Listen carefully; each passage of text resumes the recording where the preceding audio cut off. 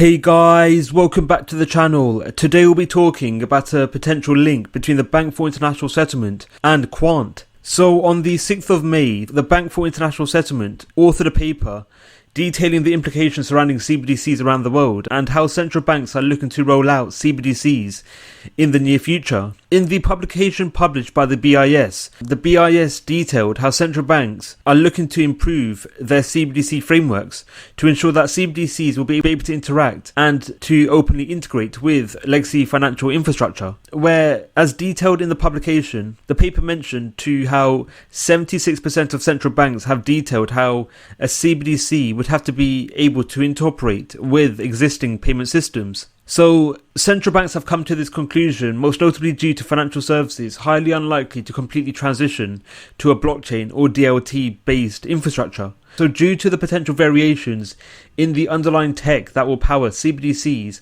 and legacy systems, this will mean that an overarching platform would be required to enable the connectivity and interoperability between both CBDC financial frameworks and legacy systems. So not only would interoperability improve payment infrastructure within a nation, interoperability could also improve the seamlessness in enabling the connectivity between CBDCs within a nation and legacy payment infrastructure abroad. So the main reason as to why CBDCs are set to be rolled out onto the open market is to greatly improve cross-border payments. So as mentioned, the underlying tech that will power CBDCs will be completely different to legacy systems, and due to this, the potential benefits CBDCs could bring, especially surrounding cross-border payments, may not be actualized. However, if a technology is implemented that will see CBDCs to interact and interoperate with legacy systems, cross-border payments will greatly improve. And this will be coupled with improvements in the seamlessness surrounding the sending of funds cross borders between CBDC systems and legacy payment infrastructure. So the Quant team have actually echoed the views provided by the BIS and the number of central banks around the world, where the Quant team have detailed how CBDCs would be a complementary factor surrounding finance around the world and within nations, where the Quant CEO Gilbert Verdian detailed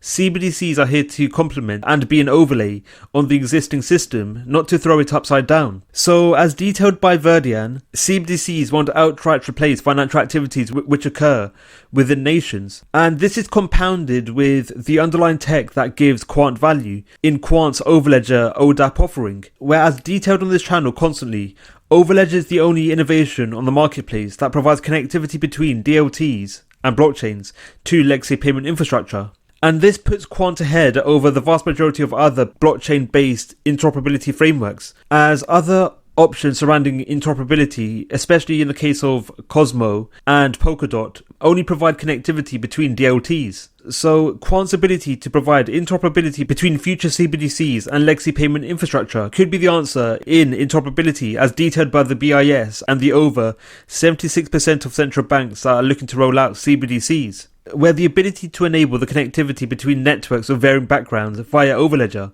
will mean that datasets native to specific networks, be it legacy-based or CBDC-based, could be actively and openly exchanged between each other through overledger. So this will mean that there won't be any limitations surrounding the execution of payments and the sending of datasets within nations or potentially around the world. So with Quant being the only option of choice at the moment to enable connectivity between varying networks of varying backgrounds, Quant's overledger could be at the center in payment actions when CBDCs are eventually rolled out across the world. So with the benefits surrounding Quant's overledger offering, this could see central banks openly and actively taking on the benefits surrounding overledger.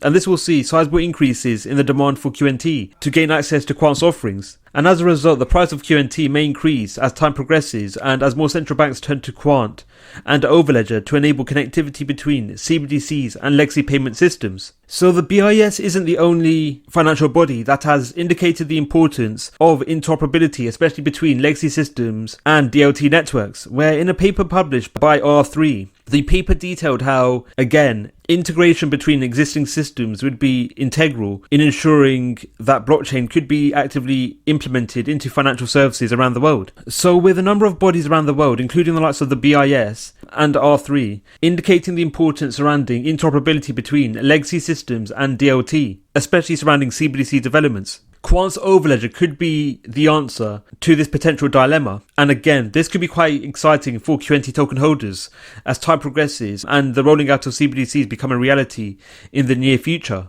So Quant's overledger could also be implemented into other financial frameworks around the world, not just CBDC developments, where one example includes the potential implementation of Quant's overledger in enabling the interoperability between RTGS systems and blockchain infrastructure, where, for example, the Bank of England is set to roll out a blockchain-based RTGS system. So the Bank of England is looking to transition their RTGS system to a blockchain infrastructure, namely due to the benefits blockchain provides compared to legacy systems, especially in cases surrounding improvements in the scalability, the cost effectiveness, and improvements in finality rates. So the open need to enable integration between blockchain-based RTGS systems and legacy systems could again be answered through the active utility of Quant's overledger. So Quant could be at the center of a number of developments, especially surrounding financial activities as time progresses and as blockchain becomes more integrated into financial services around the world. What are your thoughts on Quant? Do you think the BIS and central banks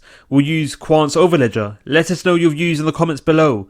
Thank you for watching Crypto Clan.